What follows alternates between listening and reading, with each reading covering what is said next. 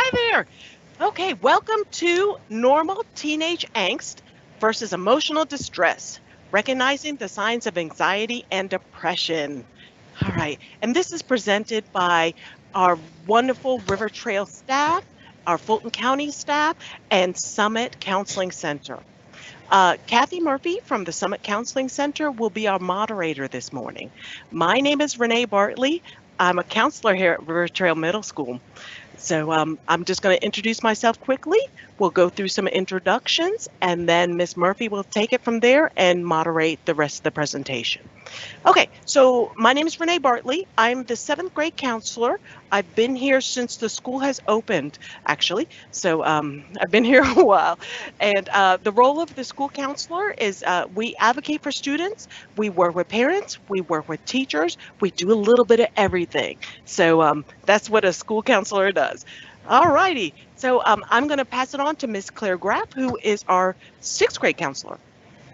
Good morning, everyone. My name is Claire Graff, and I'm the sixth grade counselor here at River Trail, and I'm excited to be here with you this morning. Next up, Matthew Peterson. Hello, good morning. I'm Mr. Peterson, Matthew Peterson. I'm the eighth grade counselor here at River Trail Middle. And I send it back to you, Renee. All right. I do want to introduce our wonderful principal, Mr. Pinnock. Good morning, parents, and if we have a few students there, thank you for attending this important workshop. We look forward to offering this service to you. Have a great day.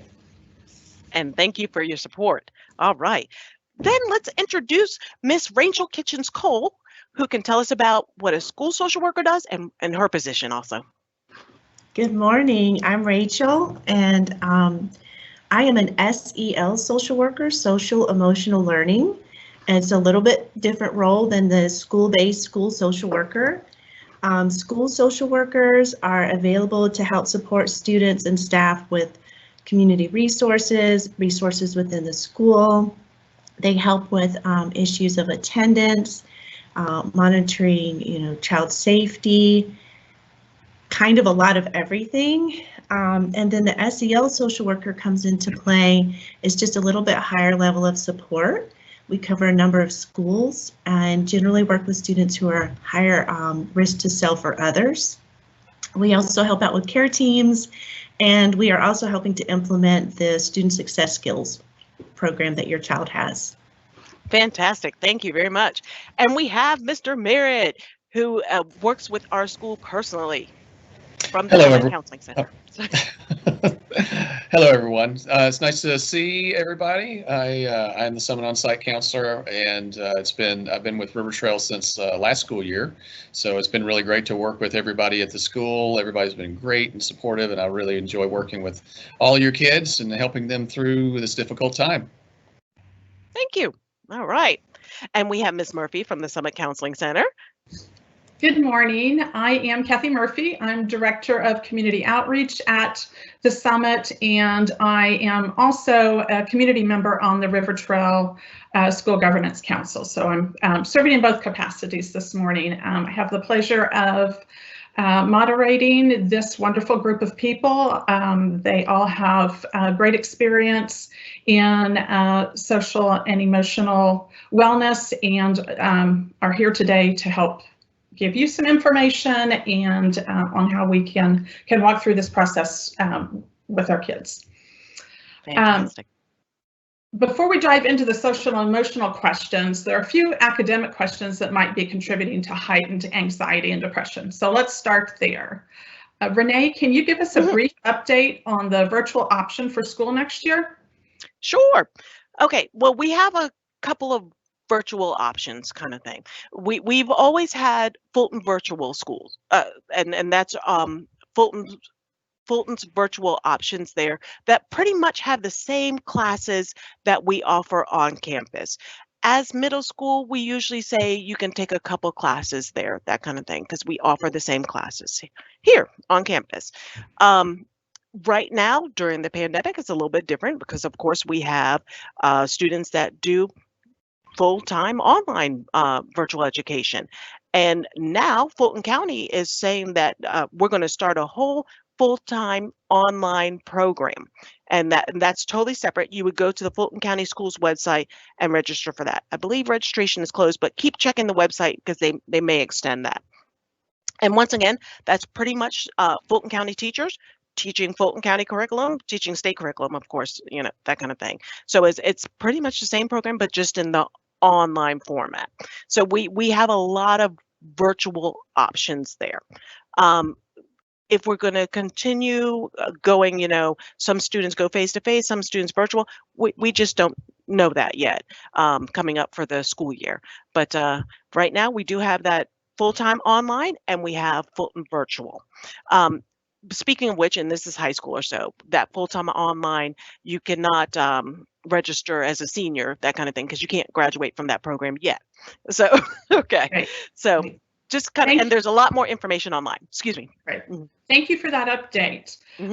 What impact has transitioning from virtual to face-to-face had on our students? And playing off of that also, what is the impact on the changes to the routine of our school classes? What does lunchtime look like in the halls, contact tracing, all of that? If just jump right in on that. Okay. Well, I mean, of course, the pandemic has changed some things. Of course, we're supposed to stay 6 feet apart in the hallway. During lunchtime, you can't sit right directly next to somebody. We do have some spacing out there. We strictly adhere to seating charts because we need to do contact tracing. Also, we have an electronic pass because we need to electronic bathroom pass kind of thing, because we need to know, we have to constantly keep up with the contact tracing there. So those are some things that have changed. Also, we're not utilizing lockers. So students carry their backpacks around with them throughout the day.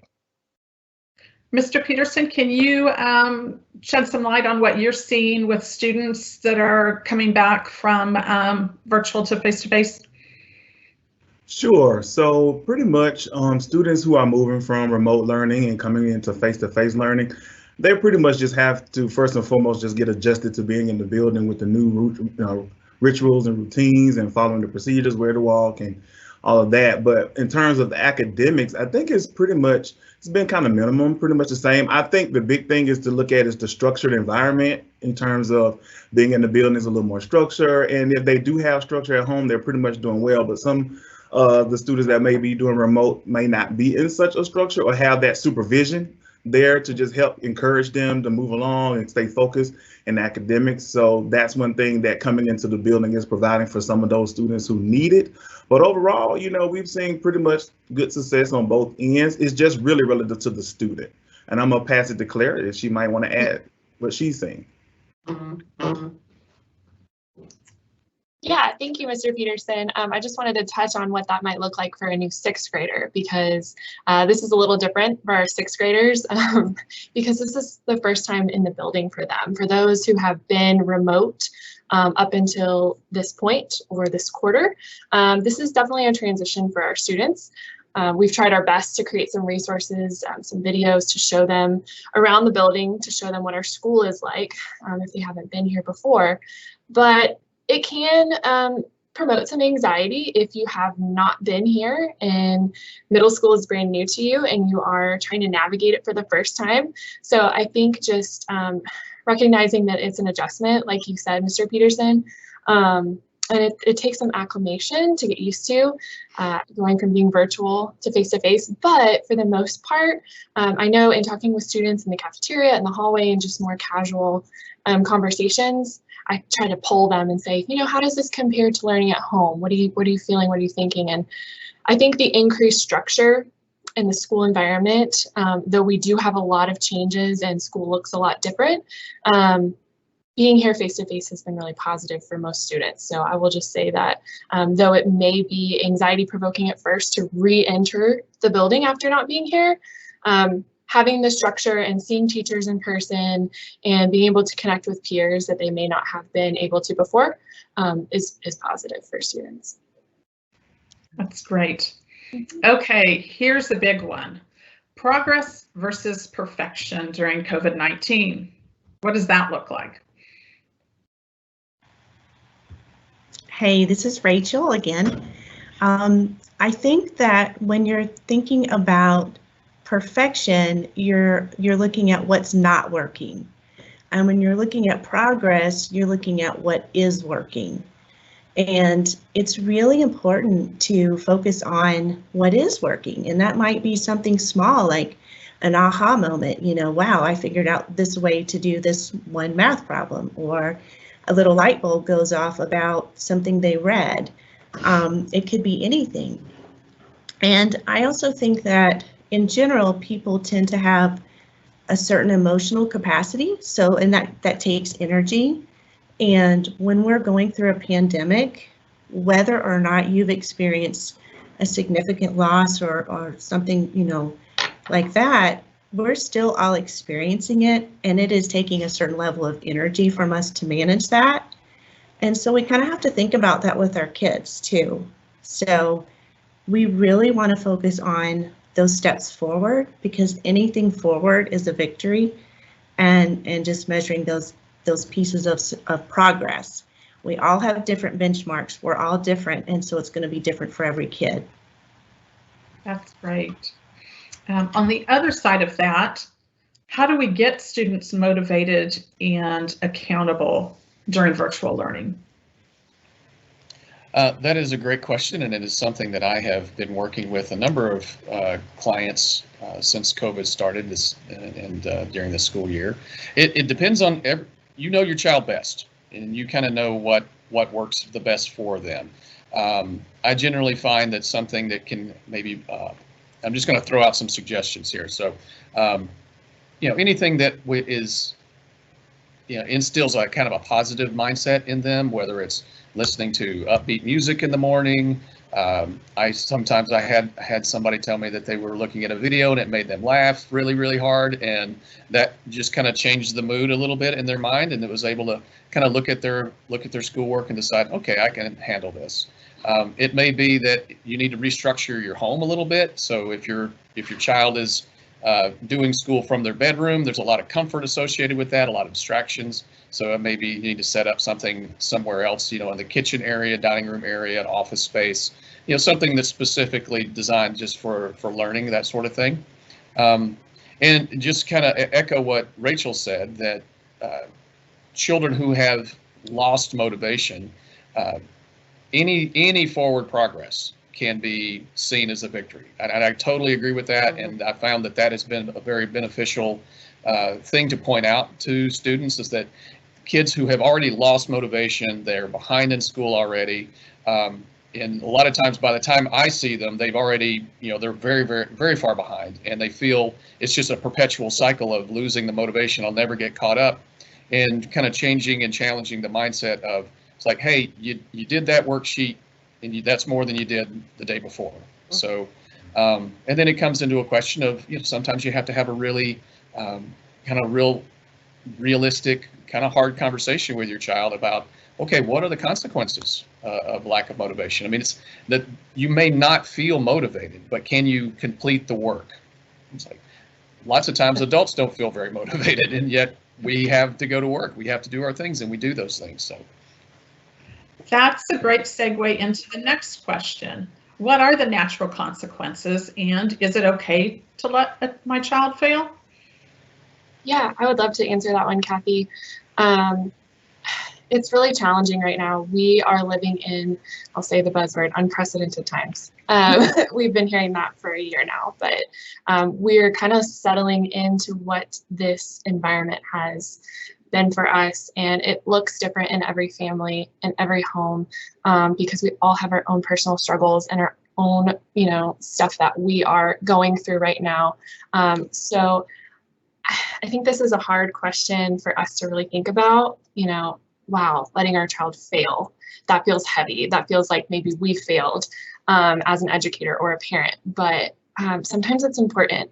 And sometimes we need to provide opportunities for our students and our children to kind of fail within like a safety net, to show them, hey, if you're not doing your assignments, if you're not participating, these are the things that are going to occur.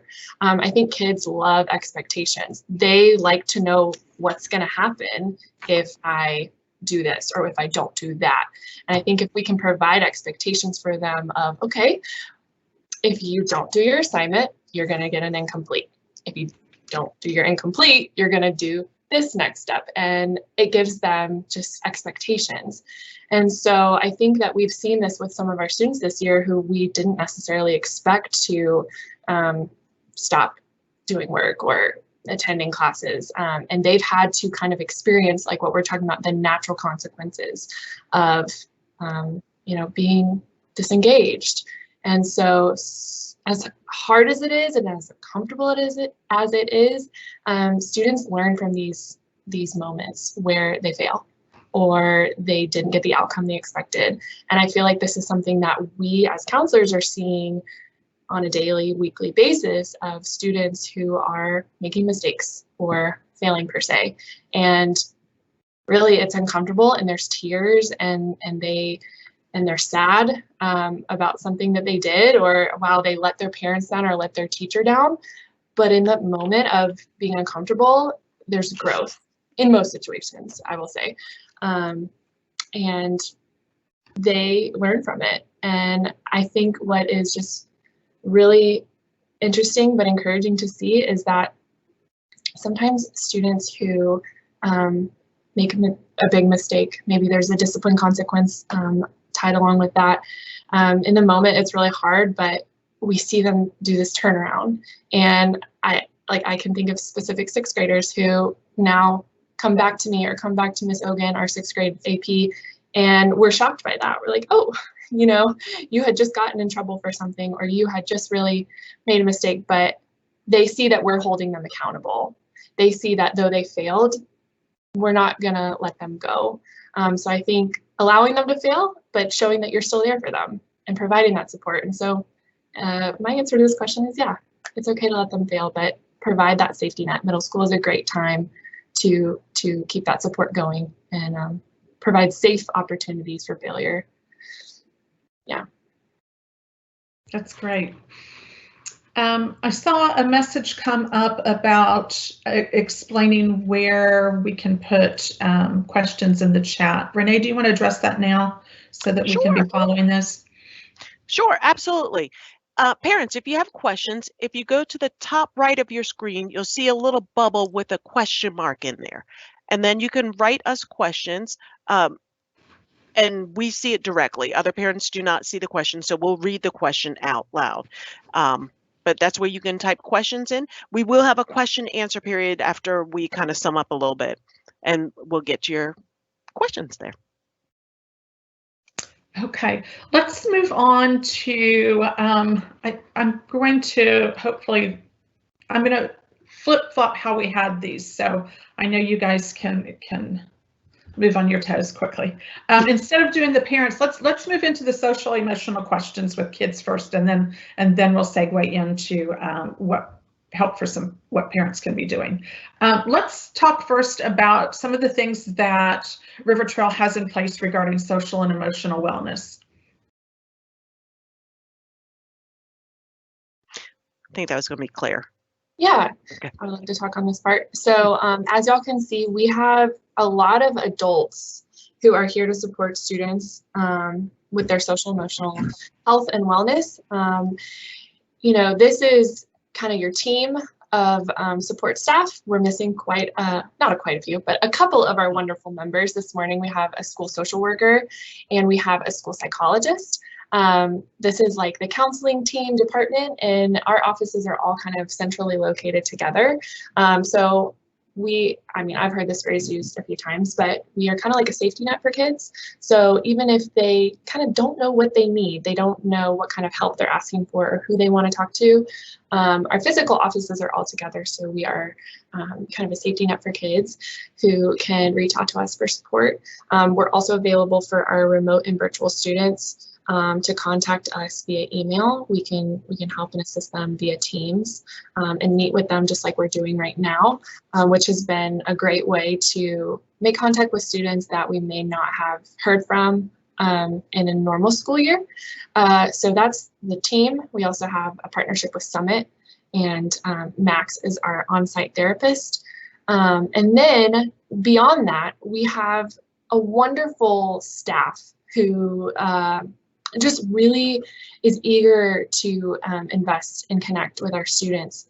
Our staff through Fulton training is trained in a trusted adult program, so our staff knows what to look for in terms of students who might be struggling, and so we just have a really incredible group of teachers and educators here at River Trail. So though we are the counseling team and department, I would say that our teachers are just really in tune with students and don't hesitate in reaching out to us when they see something concerning from a student, or just a gentle curiosity of like, hey, I'm really worried about this student in my class or this student online, maybe something they said or posted.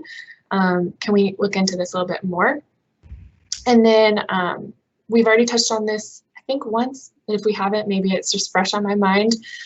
This year, we have a new program for social emotional learning in Fulton County Schools, which is received by all students. So this is called Rethink Ed.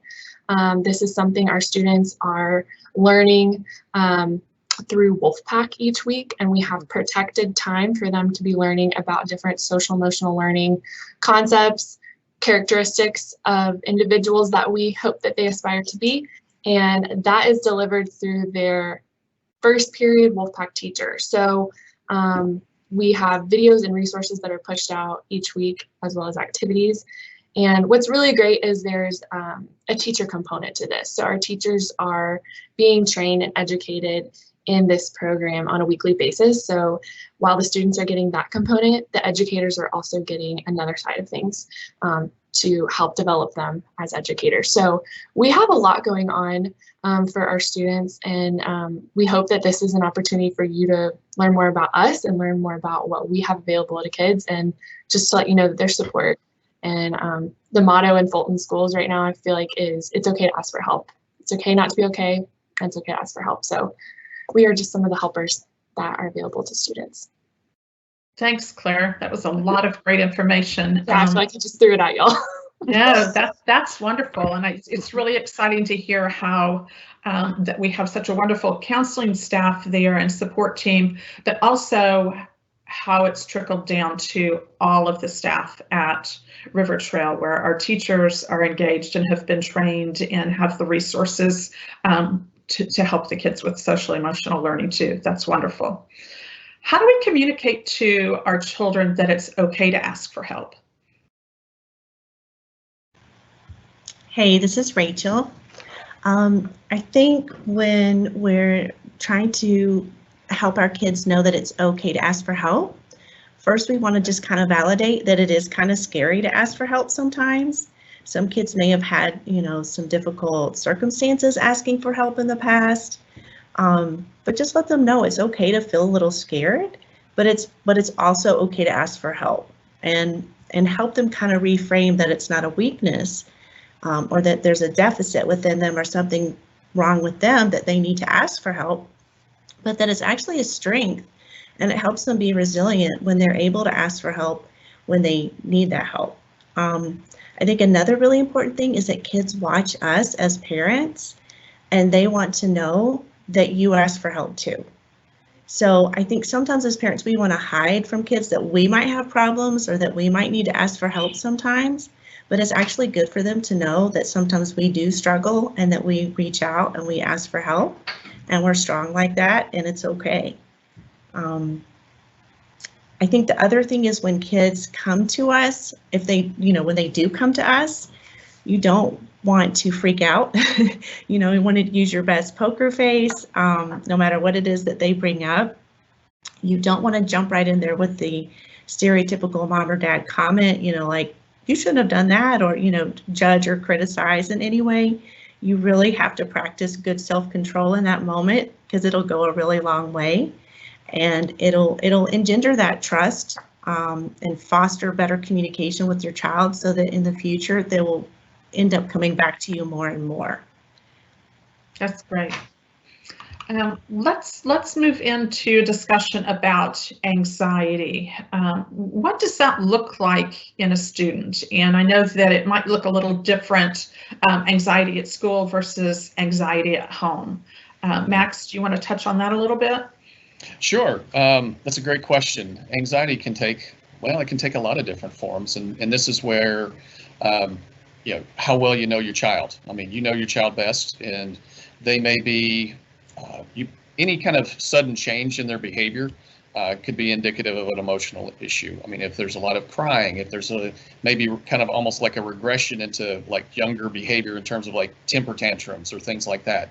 It could very well be what they're not doing. It could be an indication of anxiety. Like maybe there's, this is going to kind of tie into the previous question about how to ask for help. Is maybe they don't know how to ask for help, and it's generating anxiety. Maybe there's a problem with, an understanding of the school assignment, how to reach out to a teacher if they're in virtual school, that sort of thing.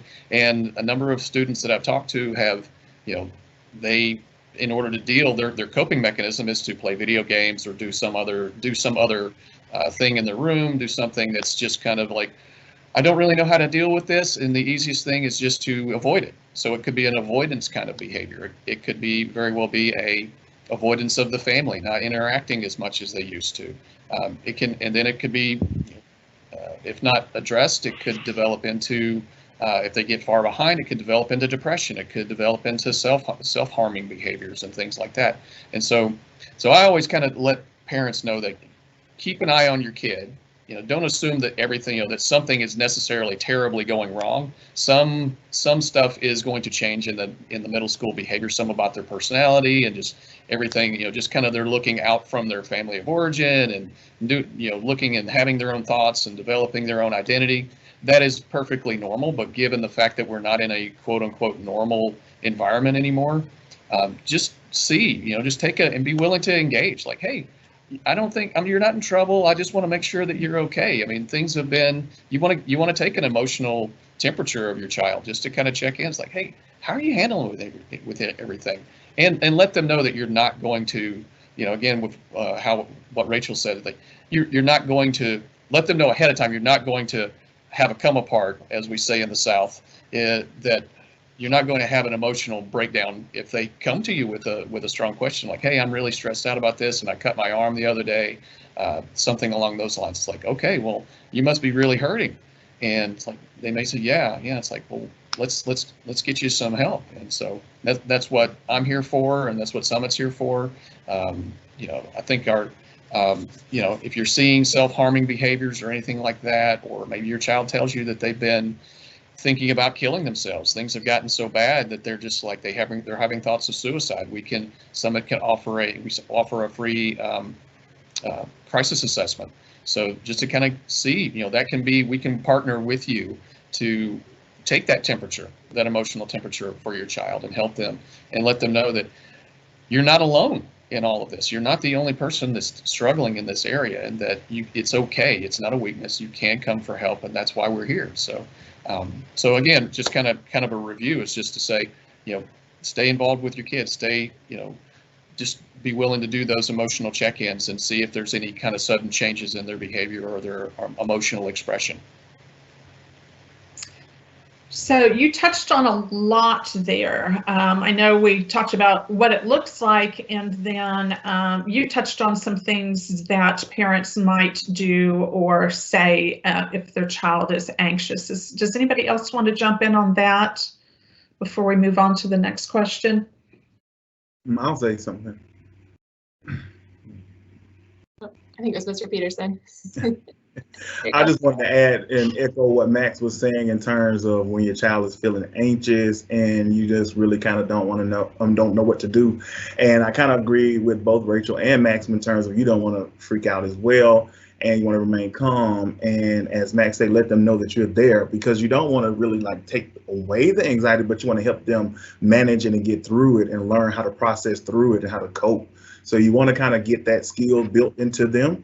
And just let them know that, I'm here with you. I know you're scared. We're going to get through this, just re-encouraging them while helping them through it, and they're facing it. And eventually the anxiety will dissipate. So it just takes a little time, and just, encouraging them.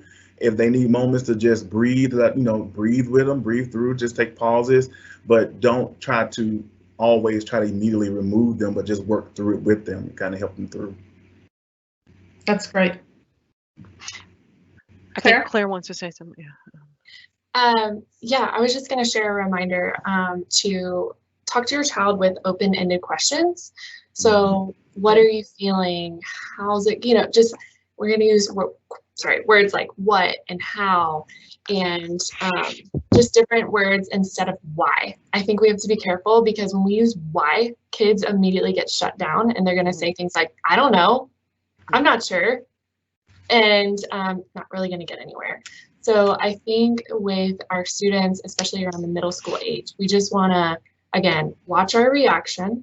We want to kind of meet them where they're at, normalize how they're feeling, validate how they're feeling, meet them with empathy, and avoid things like why, or just things that might put them on the spot or make them feel worried to tell you more, because I think what we see the most with our students is that they are afraid of burdening parents. They don't want to open up about how they truly feel because they see parents and guardians who are already weighed down with a whole lot, whether that be work related, health related, just navigating the family in a pandemic and taking care of everyone.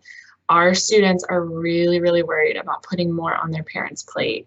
And so just knowing that and giving them space to talk, meeting them where they're at, validating their feelings, and maybe not validating their behaviors or actions, because we know our middle schoolers can have some crazy behavior sometimes, but we want to validate, how they're feeling. And I think that this was touched on before, is like kind of open up to your child and model, hey, I had a stressful day.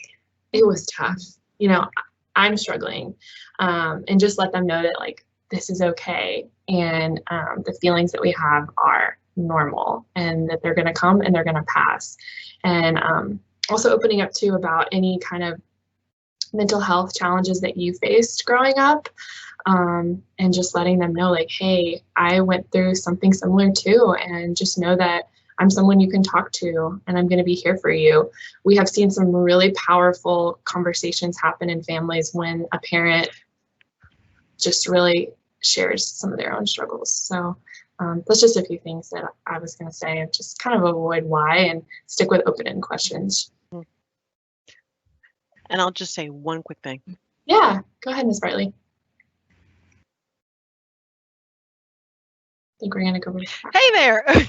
So I just wanted to add, I learned kind of early on in my counseling career, when a student would come in and my eyes would probably get big and I'd say, okay, let's calm down, kind of thing. That did not work.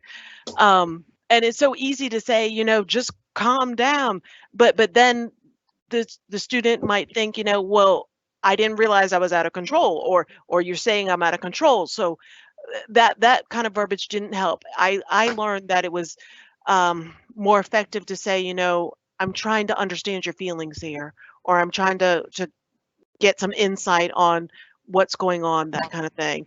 And hopefully they will naturally kind of calm down. But I get it is super scary when you see somebody coming in crying and you can't console them and you're not sure what to do. So I just wanted to kind of give some of the verbiage there and some of the things that I learned. That's great information, all of you. That's wonderful. Claire, I really liked the modeling.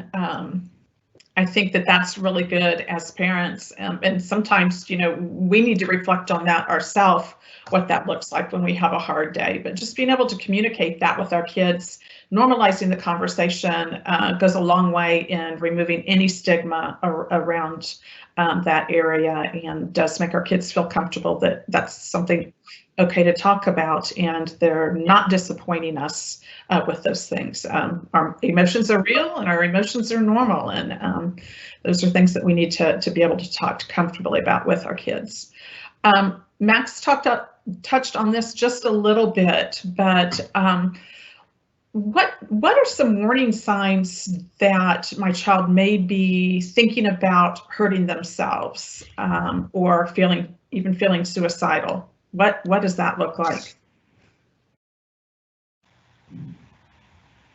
Hey, Kathy, Rachel. it's Rachel. I'll answer that one. First, I want to say that I think that sometimes parents and people in general worry that if we address the issue of a child being suicidal, that we're increasing the likelihood that they will start to feel that way or that they will act on that.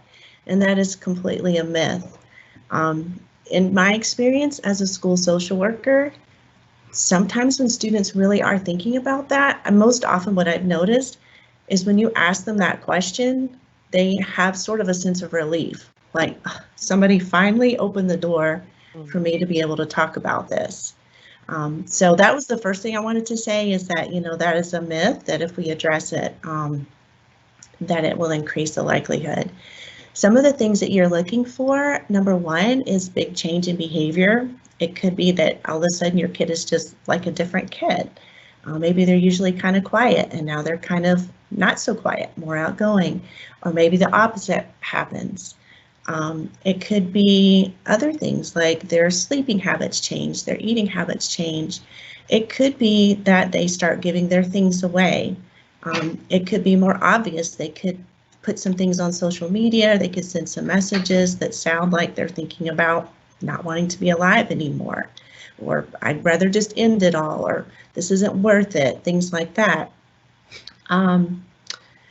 It could be that they start to avoid their friends, that they stop doing the activities that generally they enjoy doing. Those are all warning signs, and those are things that we kind of want to watch and keep a pulse on, kind of like what Max was talking about a little bit ago.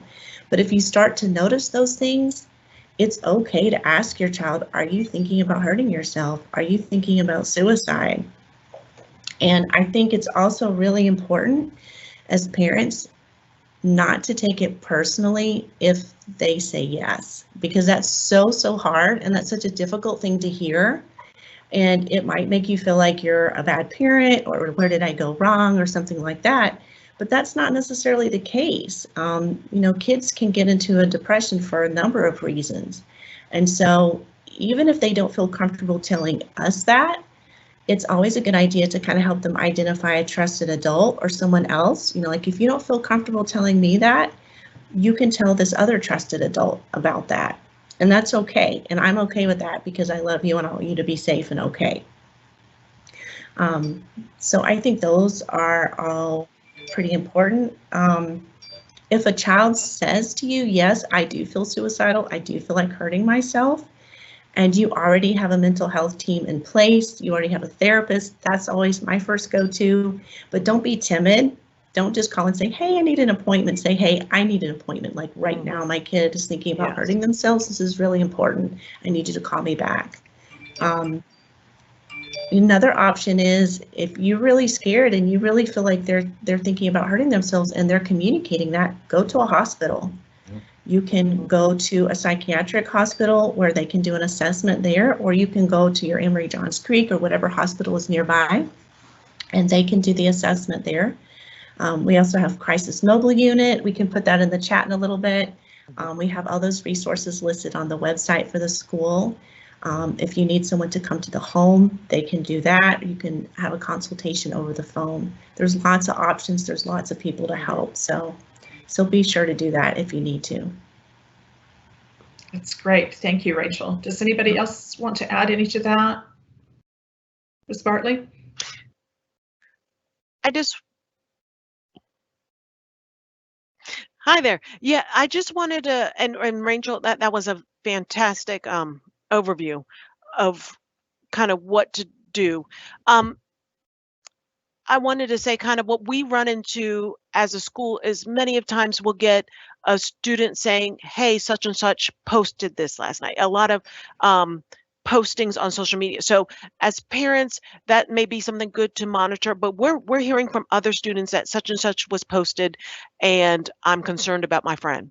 So that's usually kind of what we're running into. So it's safer for a student to kind of post their feelings compared to walking into our office and saying, I'm feeling I'm feeling this way.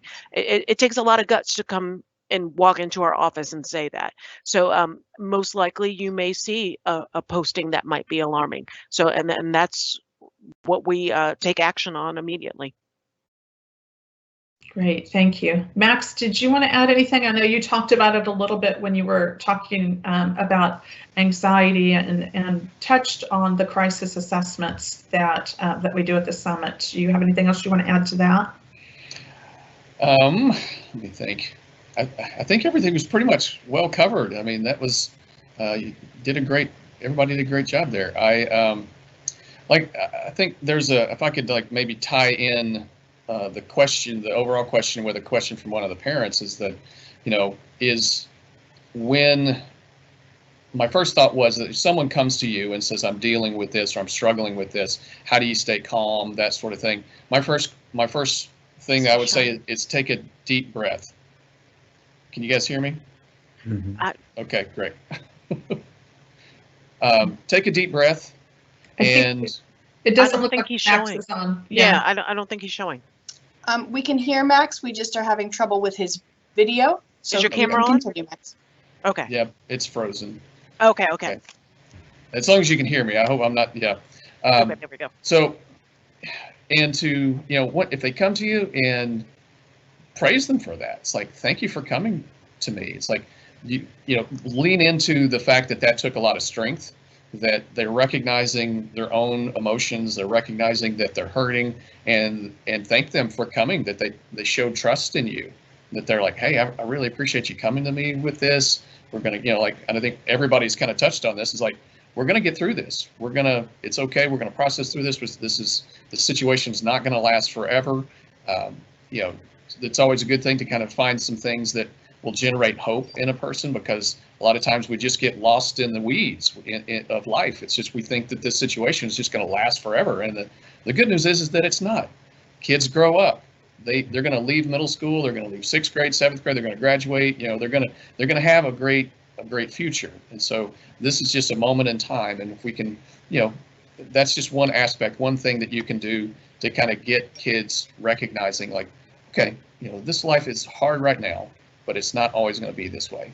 And the lessons that you learn now are going to be beneficial for you later on. You're going to learn that, hey, once you get over this hurdle, the next time something like this happens, you're going to have a track record of recognizing, like, you know what, I got through this back there. So this thing right here, I'm going to use those skills and I'm going to be able to get through this next thing. So that builds, a sense of resiliency, a sense of perseverance, self-efficacy, and confidence that kids can manage these things. And right now they need mom and dad. They need somebody there to say, hey, I'm going to be here with you. We're going to get through this. You are not alone, and it's okay. And that really fosters that sense of safety that kids really need, particularly as they're getting into the adolescent years, that it's still okay to come and talk to mom and dad, and that you're not going to have a freak out when they ask those tough questions. And so that's something that's going to reap some great benefits in the future for your relationship. And but again, I'm going to come back to telling parents, like, take a deep breath. Instead of telling them to calm down, you take a deep breath. Remember that you're an adult brain, they're in child brain. So if you can kind of, I tell parents this a lot, it's like, stay in adult brain. It's like, you might be scared right now. So if you need to take a minute to count to 10, okay. It's like, hey, thank you for bringing this to my attention. Thank you for coming to me. I'm sorry that you're hurting so much, and just kind of get some information from them, get the dialogue going, and see where it takes you. And just anytime you feel your anxiety, kicking in, take a deep breath, and just kind of be careful about what you say, in the sense of, like, don't immediately say, okay, we're going to the hospital. It's like, let's get a dialogue going first and see where things are going. So that you're not throwing fuel on the fire. So that's just a few things that I've kind of walked with some parents through before. If you have any other questions, please feel free to throw them up in the chat. Great. Thanks, Max. So we kind of teased on this topic with the title of this presentation, Normal Teenage Angst versus Anxiety and Depression. When do we know that those aren't just normal teenage things that they're going through, and they might be showing signs of anxiety or depression, and we need to reach out to a mental health provider? Mr. Peterson, what does that look like? Hello. So pretty much, as we all said, you pretty much know your child, and you watching and you're seeing and you observing your child day-to-day basis. On a day-to-day basis, the thing you want to look at is how often this is occurring. Is this is like what time frame is it occurring over a couple of few weeks, or just a one-time thing? So you want to kind of watch how often it's occurring. What is it affecting? Is it affecting them at school? Is it affecting their relationship with their friends?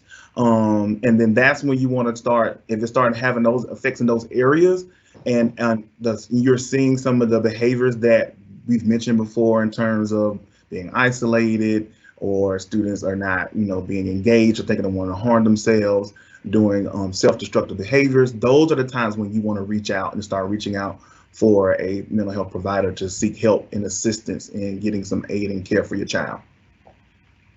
That's great. So what do those next steps look like? How does a parent reach out? You can reach out to us here at the school. You can also contact the Summit. They're one of our partners. So you can start with us. We're here for you. We're your first line of defense. So we'll connect you to the resources that we have in the county in terms of local mental health providers. We can start the conversation, help you foster the conversation with your child to just share what you're feeling, what you're seeing, and give the child a safe space to respond, to maybe explain and share what they're going through. And then we work through what that looks like for your child, because everything is different. Every kid is different, so it's not one blanketed solution, but you look at what is particular to your child, what you're seeing, and we move from there. So that's what the next steps pretty much look like. And then you reach out. We do, like I call it, a warm transfer from my world of working in the customer service arena. We do a warm transfer to the next physician. So we will do a warm transfer to Summit, for lack of a better word. So we'll say, hey, we'll reach out. We have a student here or a family here that could really use your services, and we walk you through that process. That's great. Thank you. Oh, also one thing. Go ahead, Mr. Peterson. Also, and I know we probably talk about it in a lot of arena, but just let you know some of the things that we do when students come and share with us. We do have a crisis protocol that we go through here in the school, and we go through our student crisis protocol. And what that pretty much is we have a set of questions. We involve you as parents, and we have a sit down conversation with the child and you, and we kind of walk down and we identify trusted adults in the building and outside of the building, in the community, who the child may be comfortable speaking with. And then we connect you also with those resources in hand, so they're readily available, so you can actually take action that day when the child is currently experiencing those feelings and emotions. So that's another way. That's great. Ms. Bartley, did you have anything you wanted to add to that?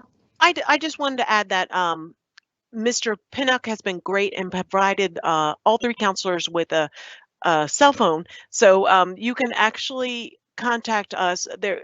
And I would start off with your school counselor, because we can consult and we could figure out, okay, let's contact the teacher, or let's maybe go on to Summit Counseling or wherever. But we're a good place to start to see where do we need to go from here.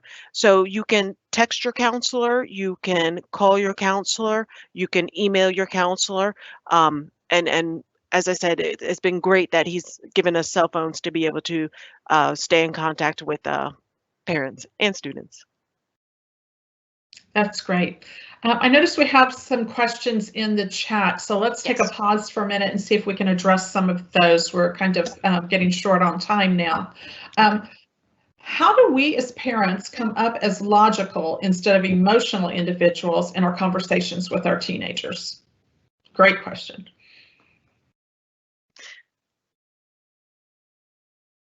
And I'll kind of answer a little bit on that, and maybe Max can chime in a little bit. Okay. I was just going to say, sometimes it's very difficult to be logical sometimes. Sometimes your child wants you to be emotional, but not out of control. Sometimes they want to feel that empathy from you and feel that I'm feeling this too, and I understand. I'm trying my best to understand where you're coming from, that kind of thing. When we think of logical, sometimes we think of coldness or so. So sometimes they're looking for that warmth there. Max might have a better answer on that.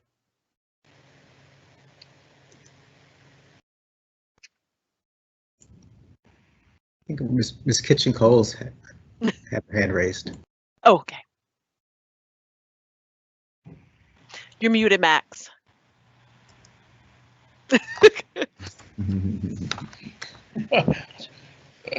Go ahead, Rachel. We'll take turns. Okay. How about that? I was just going to throw in the whole idea of parental self-care. I think that taking good care of yourself kind of lends itself to, and I agree with what Renee said, you're not necessarily going to want to be logical in every situation, but I think when you take good care of yourself, you're going to have that emotional capacity to be able to manage those really tough situations with your kid. And when I say self-care, I don't mean like you have to take bubble baths and, go to the spa or get your nails done or whatever. Self-care means, to me, it means like getting enough sleep. I ate a healthy meal today. I got a shower. I took my dog out and maybe I walked for a few minutes, but it doesn't have to be something big and fancy, but it kind of needs to be something intentional that you do every day that's good for you so you can keep your emotional energy up. And it may just be that just being close. Sometimes you don't have to say anything. The most logical thing can just be to be there. She's having these particular thoughts, these particular feelings, it's translating into harmful behavior. And again, it's just like, look, don't say anything sometimes. Just be there and just put your arms around her if that's what she wants. Just find out. It's like, what do you need? Yeah, I'm here for you. Tell me what you need. And if she's like, I don't know. I'm like, well, I'm going to be here. It's like, I'll sleep next to you tonight. I'll do something to just let you know that I'm here. You're comforted. You're loved. That you're not alone. You're not alone in this. That you're not suffering alone. And that. And it may be that this is just one of those. I use this illustration sometimes of, your thoughts and your feelings are the ocean, and you're the boat, and so you're the boats on the sea of your thoughts, your feelings, and sometimes your behaviors. And as long as you're still, there's always going to be ups and downs in life. You're going to get through them, and so sometimes we need that connectivity. And our kids just need to know that, look, I'm not going to say anything, but I'm just here. I'm going to put my arms around you, and and sometimes just it's like, look, okay, you're hurting, you're having these thoughts. Let's just take some deep breaths. Let's focus on our breathing.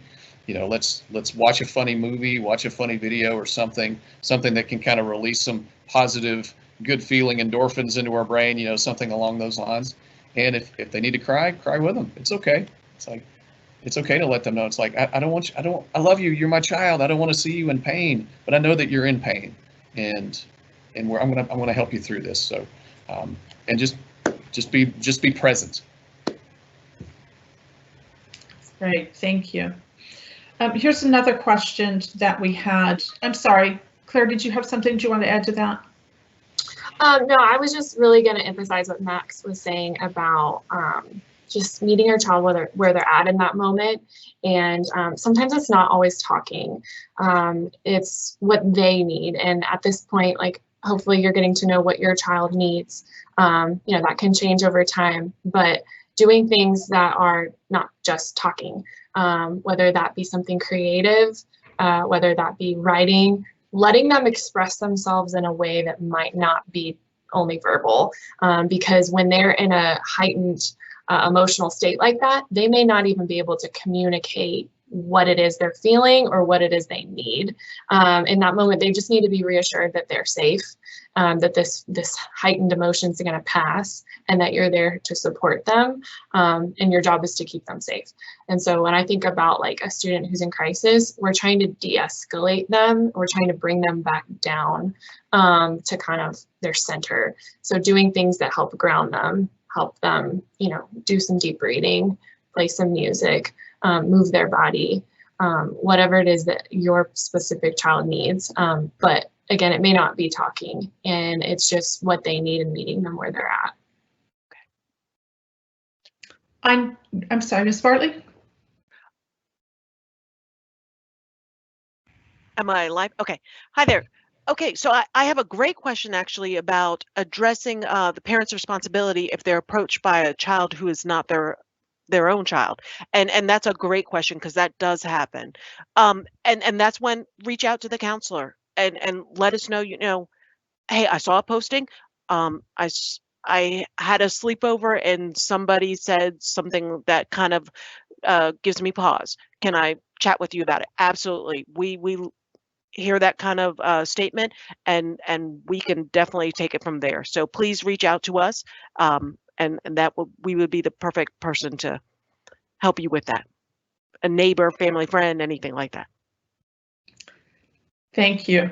I know that we have 5 minutes left, and I think a couple of our panelists have hard stops at 10 o'clock. So there were a couple of things that I wanted to get to, and if we didn't get your questions answered, please reach out to your school counselors, and they can follow up with you that way. We're also going to have another one of these discussions later in the semester. So if we don't get your question answered today, we'll work on that as we prepare for the next panel discussion. Claire, did you want to talk a little bit about signs of suicide before we finish? Yeah, that would be great if I could just touch on signs of suicide really quick, also known as SOS. We've talked a lot about what to do when you're seeing these signs and symptoms, what to notice, that kind of stuff. But I wanted to make you aware, if you're new to our school or if you're a 6th grade family, if you haven't heard about it before, we do have a program here in Fulton County Schools that's for middle and high schoolers called Signs of Suicide, or SOS. And I just wanted to give a quick plug for this program because we are going to be doing it later this month with 6th grade students.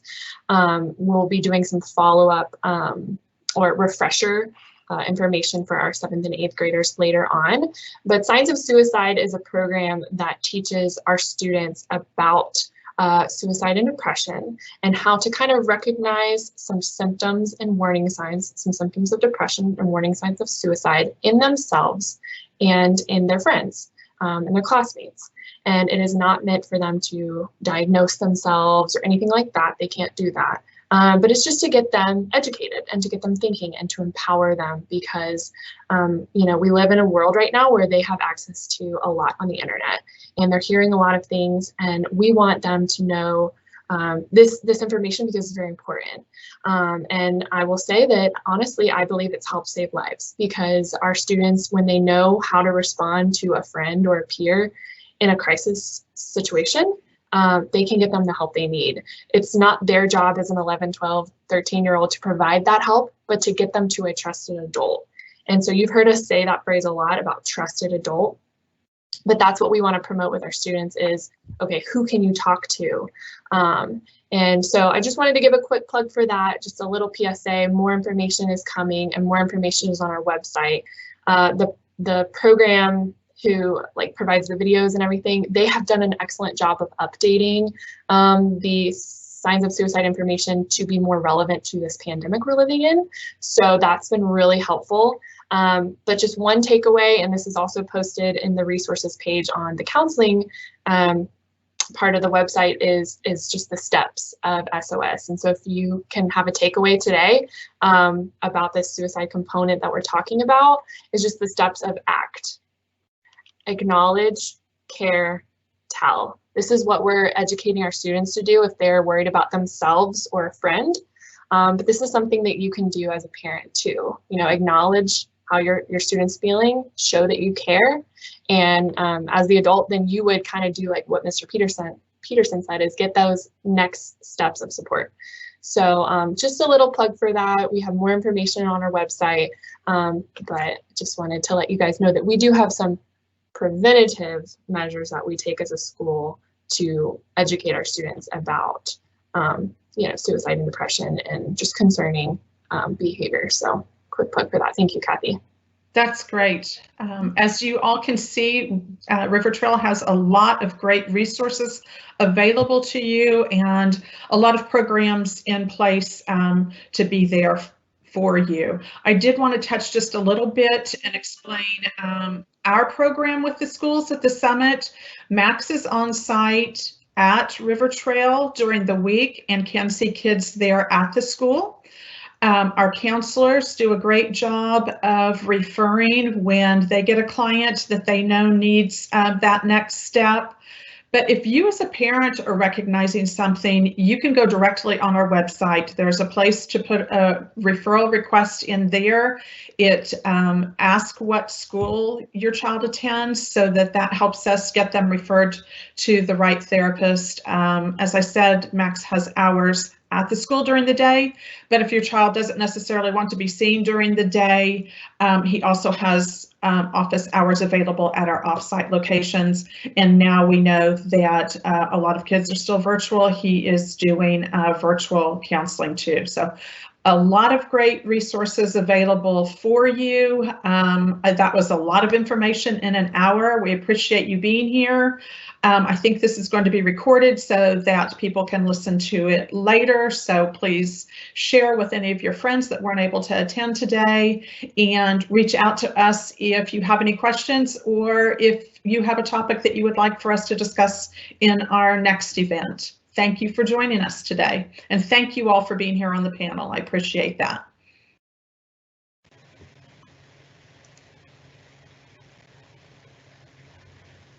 Thank you.